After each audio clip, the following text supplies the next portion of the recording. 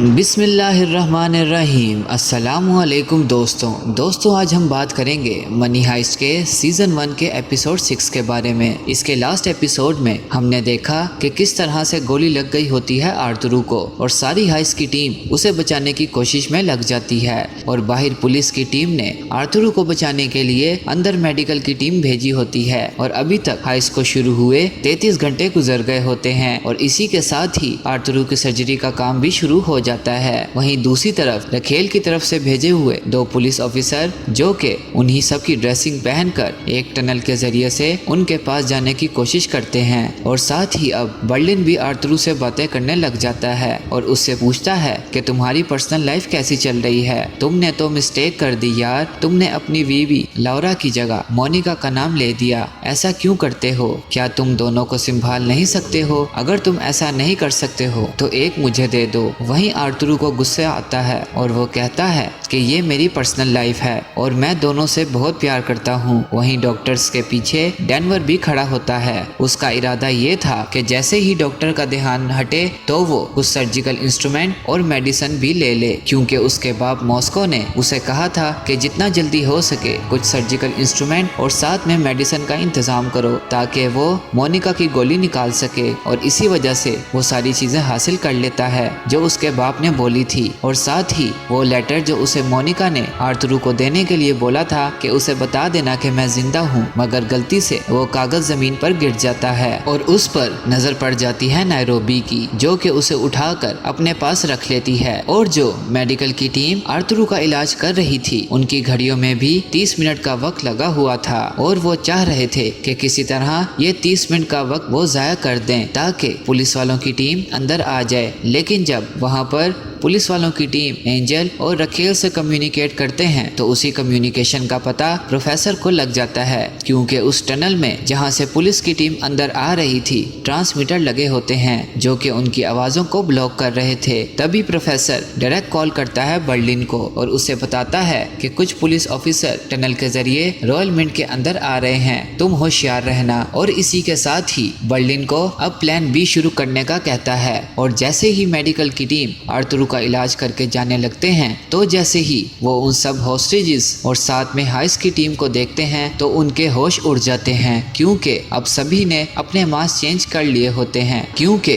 Professor को police के plan के बारे में पहले से ही पता होता है। वो जानता था कि पुलिस कभी ना कभी अंदर आने की कोशिश करेगी, इसीलिए हमें अपने मास्क चेंज करने ही पड़ेंगे और इसी के साथ ही हम पुलिस वालों की पहचान पाएंगे। अब जब एंजल को पता लगता है कि उन लुटेरों ने अपना प्लान बदल लिया है अपने मास्क चेंज करके, तो वो जल्दी से जल्दी वहां से निकलने की कोशिश करता है और जैसे ही वो वहां से निकलता है तो वो सीधा रखेल के पास हेडक्वार्टर जाता है और कहता है कि हमने जो पुलिस वाले अंदर भेजे हैं जितना जल्दी हो सके उन्हें वापस बुला लो, क्योंकि अगर वो वहां पहुंच गए तो वहां मास्क की वजह से पकड़े जाएंगे और उन्हें गोलियों से भून दिया जाएगा। जितना जल्दी हो सके इस मिशन को खत्म करो। और फाइनली रखेल के ऑर्डर पर उन पुलिस वालों को वापस बुला लिया जाता है और ये सारा मिशन जाया हो जाता है। ये सारी बातें प्रोफेसर सुन रहा होता है क्योंकि उसने एंजल के चश्मे में एक ट्रांसमीटर फिट किया होता है। अब एंजल रखेल से या किसी और से जो भी बातें करेगा प्रोफेसर उससे सुन लेगा और साथ ही प्रोफेसर बर्निल को कॉल करता है और उसे कहता है कि पुलिस ने जो मिशन हमारे ऊपर करने का सोचा था अब उन्होंने उसे अबॉर्ट कर दिया है, अब तुम सब आराम से अपना काम कर सकते हो। और वहीं दूसरी तरफ हमें दिखाया जाता है कि मॉस्को और मोनिका जो अपने गिले शिकवे निकाल रहे होते हैं। तभी वहाँ पर मोनिका मॉस्को से पूछती है कि बाप बनना कैसा होता है, इसका एहसास कैसा होता है। तभी वहाँ पर मॉस्को उसे बताता है कि बाप बनना बहुत बड़ी जिम्मेदारी है। ऐसा लगता है कि जैसे एक बहुत बड़ा ट्रक किसी ने घर के बाहर लाकर खड़ा कर दिया हो। पहले तो सब कुछ आसान लगता है, लेकिन फिर जैसे जैसे बच्चा बड़ा होता है तो जिम्मेदारियाँ और भी ज्यादा बढ़ जाती हैं। अभी वो दोनों अपनी बातें कर ही रहे होते हैं तभी वहाँ पर डेनवर पहुंच जाता है और उसके पास सर्जिकल इंस्ट्रूमेंट और साथ ही कुछ दवाइयाँ भी होती हैं और वो मोनिका की गोली निकालने की कोशिश करता है, लेकिन उसके हाथ बहुत ज़्यादा कांपते हैं। तभी मॉस्को उसे कहता है कि तू हट, ये काम मुझे करने दे। बातों बातों में मोनिका डेनवर से पूछती है कि क्या तुमने आर्थर को मेरा मैसेज पहुंचा दिया था? तभी डेनवर कहता है कि हाँ, मैंने उसे बता दिया था कि तुम जिंदा हो, और कहता है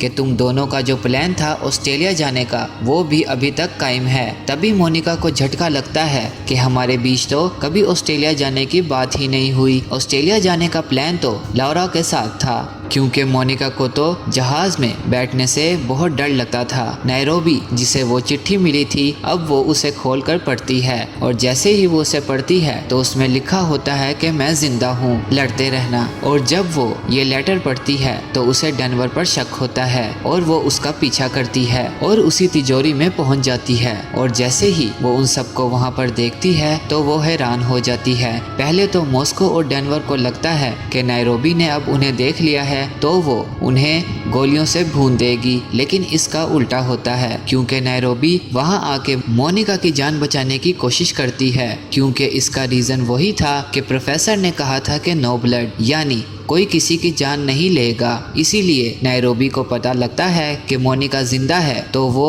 उनके प्लान में शामिल हो जाती है और मोनिका की जान बचाने लगती है, और वो हर मुमकिन कोशिश करती है जिससे मोनिका की जान बच जाए, और साथ ही मॉस्को को हटाकर उसकी गोली निकालने की कोशिश करती है। वहीं पर सीन शिफ्ट होता है रखेल, एंजल और हेडक्वार्टर पर, जहाँ पर वो सब ये बातें कर रहे होते हैं कि आखिर उन सबको हमारे प्लान के बारे में पता कैसे लगा, उन्हें कैसे पता लग जाता है कि हम क्या प्लान बना रहे हैं, इसके पीछे का रीजन क्या है, और आखिर उन्हें कितने साल लगे होंगे ये प्लानिंग करने में कि हाइस्ट को किस तरह से अंजाम दिया जाए। प्रोफेसर भी हंस रहा होता है क्योंकि उसके पास ट्रांसमीटर से सारी बातें पहुंच रही होती हैं जो उसने एंजल के चश्मे में फिट किया होता है, और इन्हीं दोनों की गुफ्तगू में प्रोफेसर भी इनकी बातों का जवाब दे रहा होता है। ये सीन वाकई में पूरे एपिसोड में अच्छा सीन था। रखेल बार बार वहाँ सोचती है कि जब उन्होंने चोरी करने का इतना बड़ा प्लान बनाया था तो वो जरूर बार बार वहाँ आए होंगे। तो वो एंजल को और पूरी टीम को कहती है कि रॉयल मिंट के कैमरे चेक करने लग जाओ, उन्होंने कोई ना कोई गलती जरूर की होगी या कोई सुराग जरूर छोड़ा होगा। ये देखकर पता लग सकता है कि वो कितनी बार यहाँ पर आए हैं और उन्होंने क्या क्या चेक किया था। कैमरे को चेक करो। वहीं दूसरी तरफ नैरोबी शीशे पर लिख रही होती है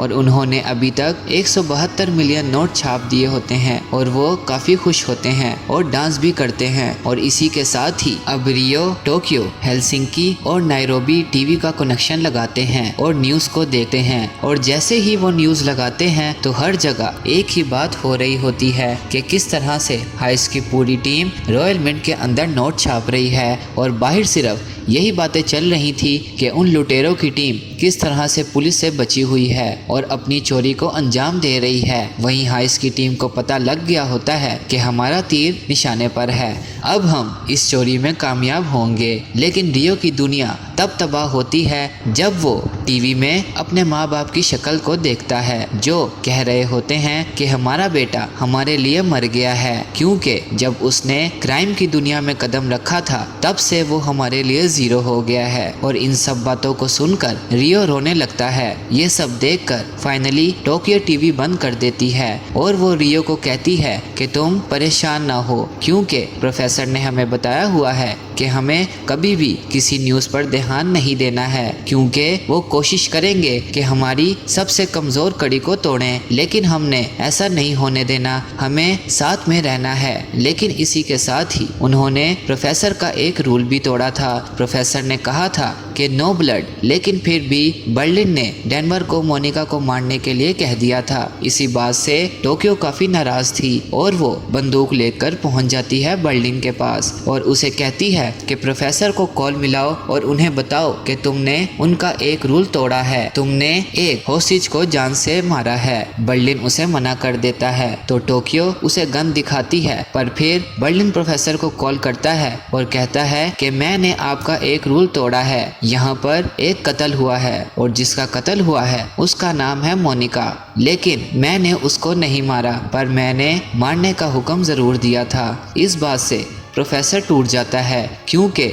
वो चाहता था कि किसी का भी खून ना बहे, किसी को भी मारा ना जाए, क्योंकि एट द एंड निगोशिएशन के वक्त जब हमसे पूछा जाएगा तो हम कहेंगे कि हमने किसी को नहीं मारा। लेकिन अब हम क्या जवाब देंगे, क्योंकि प्रोफेसर को पता था कि 38 घंटों के बाद पुलिस वाले उनसे सबूत मांगेंगे कि क्या सब लोग जिंदा हैं या नहीं, और अगर ऐसा हुआ तो वो फंस जाते। और इसी के साथ ही ये शानदार एपिसोड यहीं पर ख़त्म होता है। सो गाइस, आपको मेरी ये वीडियो कैसी लगी मुझे लाइक कमेंट करके ज़रूर बताइएगा, और अगर आपको मेरी वीडियोस पसंद आती हैं तो उन्हें अपने फ्रेंड्स, फैमिली और रिलेटिव्स में ज़रूर शेयर कीजिएगा। मिलते हैं अगली वीडियो में अगले एपिसोड के साथ, तब तक के लिए अल्लाह हाफिज़।